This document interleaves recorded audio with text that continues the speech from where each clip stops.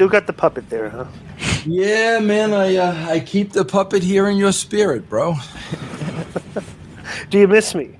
Yes, I do. Because I'll be honest, you on one of the podcasts that we did, you referred to Al Snow as an imbecile. Okay, you got Al Snow to replace me on the thing, so you replaced me with an imbecile. Well, listen, I listen to something. It's because Al's on point. Al has great takes.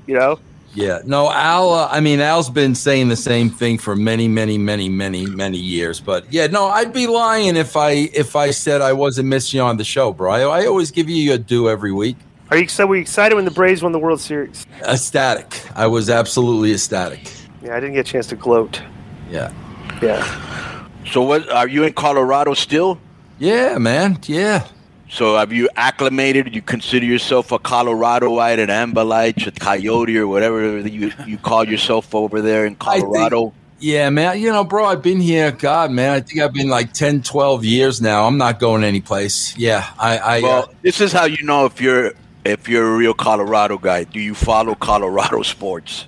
I follow the Nuggets. I'm not a hockey guy, and I'm a Giants fan. I don't root against the Rockies, but I'm a Giants guy. Yeah, there was one season when the Rockies were outperforming the Giants, and you were referring to them as your Rockies. So I don't. Absolutely, that's true. That. That's completely true. I recall it very vividly. What a stacked and packed division that was, because you had the Dodgers, you had the Giants, both I think won over 100 games, right? Yeah. You had the Padres, who were really strong for a while. I'm glad they got rid of that fucking bum manager, because with all that talent, they shouldn't have done. But then you also had San Francisco and LA in your division, right? Right. Were you surprised at the Giants' downfall? Well, I mean, what downfall, bro? They lost They lost the fifth game of the series, and it was a very, very. They should have gone to the World Series. That's what I mean. I don't, bro. They won 107. I remember, Vince. We discussed this, and I think I kind of nailed this a little bit. Yeah. When we discussed that scenario, because remember I said that the Giants might just be satisfied that they won the division. Yeah. Going into the playoffs, they might not be as hungry as the Dodgers. And I said that would bite the Dodgers in the ass, not passing the Giants to win the division and losing the home series field advantage to the Braves in the next series. And it all came to fruition. Well, I also have to take a little glee in this. Like, listen, let's face it, they won 107 games. Nobody expected it. But, bro, I also believe, the season they had where the Dodgers were chasing them all year, and then finally when the Dodgers won that fifth game, bro, I felt they were prime. Atlanta was primed to beat them at that point. I really feel that the Giants took everything they could out of the Dodgers, and once they got to the Braves, we saw what happened. I mean, that's what I think. Yeah. Well, demoralized the Dodgers because the Braves won those first two games on the last at-bat. Yeah. So that could have been bad. Yeah, that's a frustrating hole to get out of. And I think you can tell it could cost them. So yeah. But what a run! That was an unbelievable. Yeah. I mean, crazy. And it sucks. I couldn't go. I want to go back home and go to some of the games. I couldn't get out of work. So I just missed it. Now, are you still partaking, as you would call it, the ganji? I just do the edibles, bro. I don't wow. like smoke. I don't do the smoking because it's too hard on my throat. But bro, I'll be honest with you, Konnan. I probably do an edible before I go to bed, maybe 3 days a week. Wow. Yeah. That's very nice. Very nice, because I met you when you were a virgin. You met Vince, and then you were getting his kids stoned. Yeah. Well, let me tell you what I told Vince back then. Can you believe that you guys are friends? And he was getting your kid. How old was your kid when he was getting him stoned? Oh my God! I mean, like that would be like a thing that a father shows up at the other guy door. How dare you do that to me? Yeah, one guy was definitely underage. But let me just say this: I will say this about your sons when we smoked weed. You can take this to the bank, Vince. When we smoked weed, you could tell it was not the first time they had smoked. Let me just say that. Yeah. Bro, you got them early, man, because we're probably talking about maybe 2004-ish. So you're probably talking about 18 years. Bro, Will's like 34 now. So he was literally a 16-year-old kid, man. That's when it starts. I'm glad I could help. I don't know what's more scary, that or 18 years later and Konnan still looks the same. Well, I tried my best. Hey, I saw your son in Atlanta. He was working for DDP. Yeah, that's Will, right? Yeah, he still is. Yeah. What does he do? He's like an editor? Yeah, bro, I don't know. I don't know how everybody knows this. And I thought, I wasn't sure if DDP was keeping it a secret or not, but I do a show with DDP now for Sportskeeda, and he said it. So I guess, it's knowledge. But yeah, bro, they do all the video work for AEW. I mean, they do all that stuff. Will doesn't work a lot on the wrestling stuff. Like, he mainly works for, Paige, but yeah, man, he's been working for Paige for a while now. All right, let me ask you this, Vince. So, because I know you go on and off about I don't want to watch wrestling, I don't like wrestling, and because it's a task for us to get through those shows too. What wrestling do you watch right now, if any at all? Bro, for the last literally year, because I stopped on my birthday in January. For the last year, I only watch Raw because I get paid to watch Raw. That's it. Right. Okay. It. Give me your all around. The Sportskeeda guys? I get paid for Sportskeeda, and I also get paid by a second client that I cannot talk about. Wait a second. Whoa. What do you mean you get paid by a second? Yes, I get paid by a second client. Private benefactor. Very well to watch Raw that I can't comment on. So that's the only reason why I watch Raw. How do you watch Raw being how old are you? Let me ask you a question. Can I ask you this question? Would you almost say you're a consultant to the Raw? Okay. Yes. Yes. Okay. Right. So let me ask you this. You're 60, right? I'm going to be 61 next month. Okay, you're 60. And you're watching Raw. And, like, the median age of the Raw fan is, like, 52 years old. Like, okay, so, like, half the audience is, like, in your age group. But how do you watch that show when you're watching it and you're saying, like, but this is content for, like, 7 and 8 year olds? Yeah. Like, how do you like, what do you think, like, they're, like, if you've watched, because we can't watch this show from start to finish. That Raw is the worst show to task because it takes 3 hours to watch it in real time. So I would only watch the highlights. Okay, getting through 3 hours when you're watching, what do you think, like, is, if you're going behind the curtain, what is like what is the mission statement of the writing team on Raw? Like, who is the audience that they're writing that show for, in your opinion? Bro, I'll be honest with you. I think the mission statement is we've got 3 hours to fill. I think they are just trying to reach. They got a contractual obligation with the USA Network. I really believe that is their only concern. We've got 3 hours to fill. I believe they're already done with the USA Network. I believe they want to go on a streaming service, because if they go on a streaming service, bro, ratings don't mean anything anymore.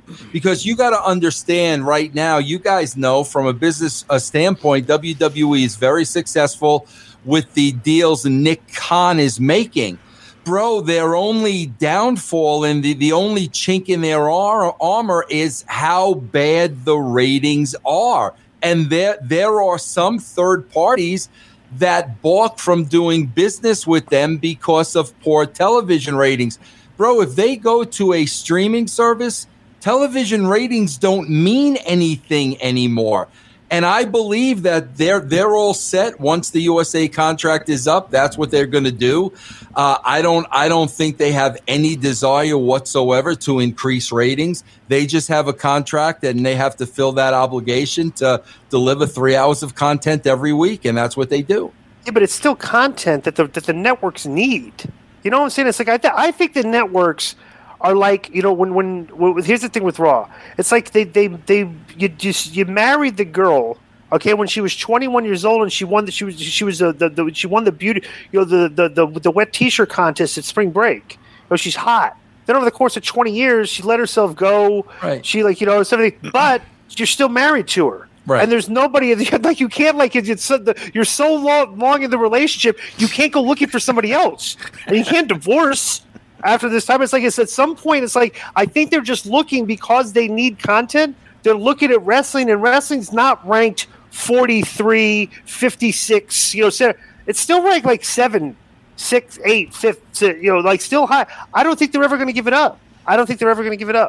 Just because TV content stinks. Period. Right. TV content is like hey, what's this new show? Oh, it's on Netflix.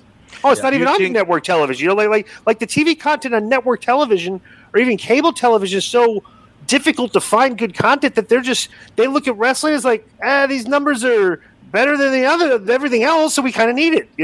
I think they're stuck. I don't think they're going to go stream. I do, bro, because I just don't believe the USA Network and Fox are getting what they paid for. They paid an exorbitant amount of money, and they expect those ratings to be much, much higher than they are, bro. I don't think they're getting what they expected. Do you think that, Vince, the WWE brand is so strong? Because WWE to me is like, Walmart's the biggest. It's not the best. Yeah. Or McDonald's. Yeah. Right? So I think that that is their show, the WWE name brand is so strong that they get away with putting out bad shows. Konnan, I say this all along. I do believe, I'm telling you, man, I don't know about Fox, but I don't think when that contract is up with USA Network, I don't think USA Network is going to continue to be in business with them.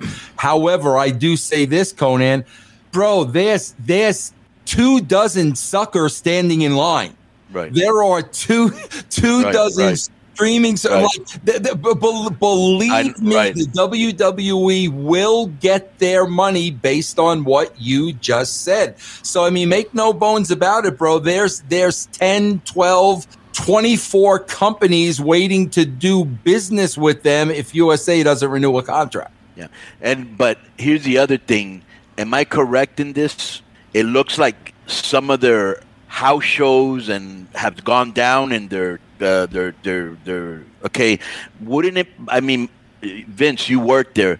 Wouldn't it behoove them to put on the best show possible so more people would go to the shows and they'd have higher ratings? Why could they not give a fuck about something that's so important? Because I don't think they can, Konnan, because here the problem is the structure is broken. They are writing this show the day of. Right. When you're writing this show the day of, it's not good. You guys know it's not going to be a good show. And, and that's what they have, the way the structure is. And it's so broken. They're not planning anything. They have nothing, sorted out. They're writing this show Monday afternoon. And, bro, this is the show you're going to get. What are you going to write on paper? Match after match after match after match. The vignettes are gone. Doing stuff outside of the building are gone. The storylines are gone. It's literally match after match after match. But that's what you're going to get when you write the show the day of. What still impresses you about WWE when you watch the show besides the production? My God, bro, what still impresses me is Nick Khan can still make these ridiculous deals, even though he really is selling a product that currently is horrible. That blows me away, bro. That is a talent. I mean, bro, that's like as a kid you have a lemonade stand. And, you're literally putting, 2 cents into a cup of lemonade and you're selling it for $20. I mean, that's what the guy is doing. And to me, that's absolutely amazing. Right. Well, it's very easy when you bring in a sizzle reel of all the Flash and The Rock and Steve Austin and all the shit that's WWE, and people are marking out and going, holy shit, I want to be associated with that. Yep. Because we've kind of done the same thing in AAA. Yeah, absolutely, absolutely, man. Yep. Vince, how many shows do you do? Like with partner, who do you do shows with? Like with shows that's you and somebody? Yeah. How many shows do you do? Not you just personally doing your own show, just you alone. How many shows are you a guest on, or like part of? Oh my gosh, bro! You do Al, you do Stevie and Ben. So I do Al, I do Stevie and Ben, I do Stevie Ray. I do EC3. Has there been any racial disharmony between you and Stevie Ray? No, the name of the show is Black and White, Konnan, and that's what it's about every week. Like, well, that's exactly what it's you're about. You're gonna pop at this. We had a show called Ebony and Ivory, Did you really? the pilot show ended up in a fist fight. Due to the Black Lives Matter movement. Yeah. And then when they... Joe Feedy's network, this black guy, this white guy, we're doing a show called Ebony and Ivory, and they end up arguing with each other. They haven't any more shows. Yeah, well, they tried to, when they tried to bring it back, they made the mistake of picking the topic of Columbus Day for the second show, so that started it all over again. Oh, my gosh. Oh, man. Yeah. How great is that? What's your favorite show to do, Vince? Well, bro, I mean, Master Shoot Theater is hysterical because what's the concept of that show? The concept of the show is we have Vince McMahon and that's Ben Heyman. Yeah, Vince McMahon and young writer, and Vince McMahon's right hand man is Deuce. And we go to Stamford, Connecticut, and we kind of look what's really going on. Who's Deuce? Who factual or non-factual? Who's Deuce? You or Stevie? I'm Deuce. Stevie's young writer. Okay, so it's Deuce and Vince, and so it's a young Vince McMahon writer, and Deuce is his right-hand man. Yeah, so what's the concept? Who has died of COVID, so it's the ghost of Deuce. Okay. Yeah. All right. So we just have a lot of fun doing that show. What do you guys, Konnan, let me ask you this. I'm trying to figure out these Vince McMahon vignettes. With Austin Theory? Yeah. Yeah, what is he, a sugar daddy? Is he going to fuck him? What's going on? What is going on here? I don't know, bro. Going on? This may be the I mean, we've done a lot of we've been part of a lot of strange things. I've written a lot of strange things, but this is really odd, man. Bro, from the moment he walked out of that fucking limousine with the Easter egg or whatever, the Fabergé egg or whatever the fuck he had, and everybody was and he made a big deal out of it, and then Austin came in and he was taking the selfie, and I have the pencil and I'll erase you, and I like firing people, and where is this going? I have no idea, man. And here's the part that shocks me, bro. Vince does not look good. And it kind of blows me away that he's made the decision to be on television every week. As narcissistic as he is. Yes. Now, bro, if the ratings were going up, that would be one thing. Yeah. But it's not having any effect on because he's doing JoJo shit. Yeah. Bro, if he was Vince McMahon, he went out there, motherfucker, kiss my ass, and what he was doing before, the real Vince. But, bro, he's just like kind of like a facade in a way, and it's sad because I grew up with him, you know? Right. And he just, he's getting old. You know, and he's getting smaller. His face is more drawn. His promos don't have the intensity they used to. He looks tired. Yeah. He looks. This is what Vince looks like he's doing. Vince looks like he's delivering scripted promos that are handed to him. That's what these vignettes come across as. Yeah. They're like scripted, like everything's scripted, even Vince now. Because it's just it is very bizarre. It's like because the thing is, like, I would not expect, like, anytime they do long-term booking, even when it's interesting, it like never reaches a conclusion. Remember they did Dominic with Buddy Murphy, Aaliyah and stuff, and that thing was like invested like 3 months of television. Yeah, and then like all of a sudden 1 week, Aaliyah and Buddy Murphy weren't on TV anymore, and then that was it. That was the end of it, bro. But it never concluded. I agree with Vince because it's like because he never lets himself be seen like in that light. If you always saw him, he was bigger than everybody. He was a bodybuilder. He was having matches, shakes your hand strong, bro. Listen to this. Kurt Angle told us a story last week that when he went to Vince to get fired, he had sent him all these recordings saying, "I'm going to kick your ass when I see you." And Vince had him there waiting for him, like he read it to him. Yeah. And Vince goes, "Why don't you try kicking my ass now?" And he got up out of his chair, and Kurt is looking around, and Shane McMahon was there, and Johnny Ace was there, and they were like ready to go. And I was like, "Really, Vince?" And that Vince is letting himself be seen in that light. Yeah. On TV, he looks, you know what I'm saying? Well, I do a show with Dr. Chris on Sportskeeda, and bro, he's wait a minute. What? Who? Dr. Chris? No, Chris Featherstone on Sportskeeda, bro. He's a full-time psychologist. He's a professional psychologist. Okay. He just loves wrestling, But he basically says, bro, the definition of a narcissist is you see yourself a certain way and you believe everybody else sees you that way. So Chris believes that Vince McMahon still believes he's Mr. McMahon, and he believes that the entire audience is seeing Mr. McMahon, and no, bro, that's not. But probably why? Because when everybody that's around him, okay, because I talked to him like about a year ago, and when I talked to him, I was like, "Fuck, I'm talking to Vince." You know what I'm saying? That's Vince McMahon. Fuck but everybody around him, when they see him, they almost salute. Right. That's Mr. McMahon. He's probably, you might be right. In his mind, he's still thinking he's Mr. McMahon. Yeah. And probably, too, he still probably works out. So he probably looks at himself in the mirror. He flexes his muscles. He sees he's in shape still and everything. So, but you're right. He probably didn't realize how old he's gotten. Yeah. Yeah. Hey, just to change, just to turn the subject a little bit, Vince, I remember seeing on Twitter and stuff last year, you were kind of late to jump aboard the Dexter train, right? Did you wind up watching the whole show? Yes. Are you watching Dexter New Blood that's on right now? What do you think of it? Yes. I love it, man. Yeah. I don't know where I was during the first run of that show, but I went back and I watched all. Well, let me just say this. I hope that the last 2 seasons you were like under a rock somewhere, because those last 2 seasons Pretty were rough, absolutely fucking brutal. Yeah. But you watch it? Yeah, I mean, I am definitely enjoying the new season. Yeah, I've been trying. You could probably catch up. Looks like Dexter Russo. Who? Your boy Meltzer. Boom. You think so? Yeah. I call him that. I've told him that. Yeah. You remind me of Dexter.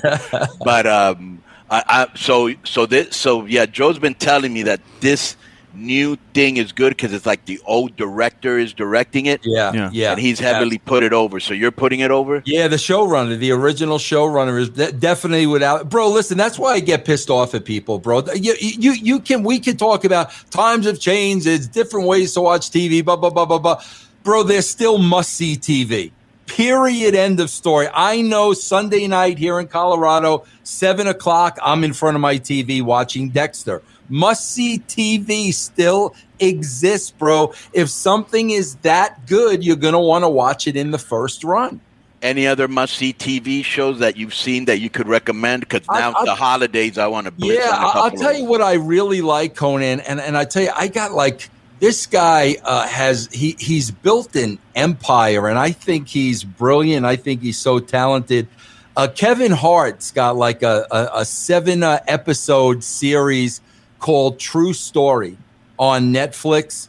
Really, really, really good. And it's good, bro, because the episodes are like, they're maybe like 40 minutes long. So it's not like an hour every show. Really, really good show. It's called True Story. I would definitely watch that. Right. Have you watched the new Curb Your Enthusiasm yet? Yes. Yes. How is it? Oh, my God, bro. I got to tell you, he put Tracy Ullman on that show. I don't know if you guys remember. Yeah, of course. The Tracy Ullman show used to come on before The Simpsons. Yes. Bro, the chemistry between these two. Bro, he's had great chemistry with a lot of actors on the show. Leon and Lewis, and I mean a million of them. Ted Danson, of course. Bro, but he couldn't have picked the perfect. This chick is awesome in her role. Oh, you've been watching, Konnan? Yeah, what a pain in the ass. Yeah. It's brilliant, bro. It's absolutely brilliant. Bro, let me just tell you this little part so you can pop. So he's smashing her, right? But he doesn't want to do it, but he's trying to do it to get out of having to do something. And that Mexican girl that he has that is the world's most terrible actress. That's tremendous. That's a good show. Yeah. All right. So, Vince, what projects do you got going on that you want to plug, that you want to put over?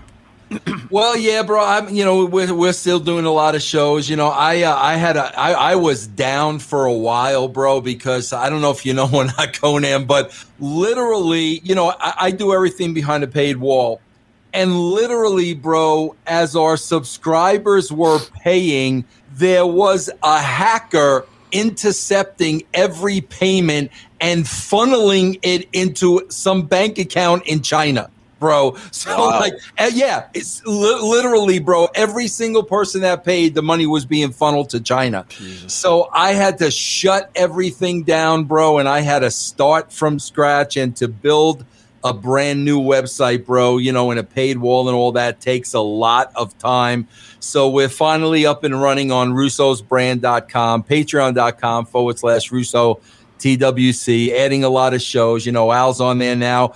I do a show with EC3, which I really enjoy. I love talking to, guys that are still active and really, really smart. He's got, something something going on calling the narrative, and Bron, and I think Cross is doing something with them now, Glenn.